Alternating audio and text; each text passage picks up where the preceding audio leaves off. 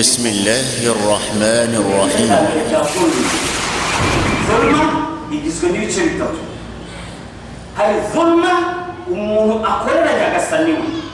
Iyo ngiyo yohani wacu ari nayo mpamvu twayituye buri warimo wese urahangaha. Iyo ngiyo ni ukutubahiriza amategeko y'Imana, ikiru ikinyoma ukakita ukuri, n'ikiru ukuri ukakita ikinyoma, ari nayo mpamvu twayituye abasaza, ari nayo mpamvu kuba yacu y'uyu munsi wa none twayituye abasore n'abagabo n'abagore. Guhuguza umuntu guhuguza Imana ni ukudashyira mu bikorwa amategeko y'Imana yamuhaye cyangwa se kuba yakora shirki. Dari inna shirk la zulman azim. Nzukuri kuhanyikanya kudakurikiza amategeko y'Imana ni ukuyobe n'amahugu ahambaye. Zulma ya kabiri ni zulma ari nayo uyu munsi wa none twebwe dufite twaburiye umuti umuntu hagati n'undi mugenzi we. Umuntu agatuka undi ntagire n'umwe umufata cyangwa se ngo amuguze cyangwa se ngo amufate ku munwa. Umuntu akiba undi ntihagire n'umwe. Umuntu agakubita undi, umuntu akarenganya undi, yewe no kwandika cyangwa se kuba wahamagara rimwe gatandatu bikakunanira. Iyo ngiyo niyo zulma mbi iri hagati y'abantu ku bandi uyu munsi wa none. Mu ngo zacu yuzuyemo, aho dukorera nuko nguko, mu buyobozi nuko nguko. Birasaba yuko uyu munsi wa none wiha agaciro, wigarurira agaciro, ukamenya yuko uri umuntu w'umutagatifu kandi umuntu w'umunyacyubahiro, bityo ukarwanya iki? Akarengane. Zulma ya gatatu ni zulma umuntu yikorera ubwe ku giti cye, kwihuguza.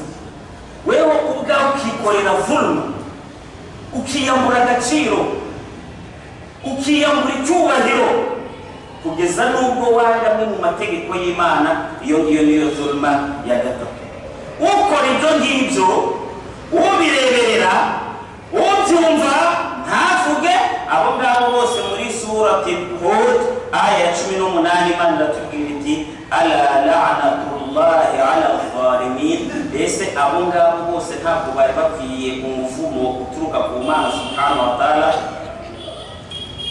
Si ukuvuga gusa, kuba dufite umuvumo uyu munsi wa none akaba ari nta kigenda, uyu munsi wa none tukaba dufite indwara zidasobanutse, uyu munsi wa none ukaba ugenda umeze nkaho uri kwivugisha, ntabwo ari ukubera ibyo ngibyo gusa, ahubwo Imana uramenye ntukabere, ntukajye ku ruhande rwa babandi bahuguje nafsi yabo.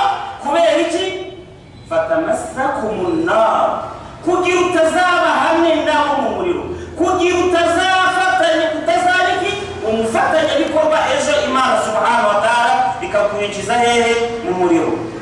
Intumwa y'Imana Muhammad sallallahu alaihi wasallam muri hadithi na none ya Abu Bakar iratubwira iti, mu by'ukuri inna nasa, igice cyose abantu izarahu zalim, bazabona umunyamahugu. Igice cyose uzabona umunyamahugu, falam yakhudhu ala yadayhi, hanyuma ntumubuze.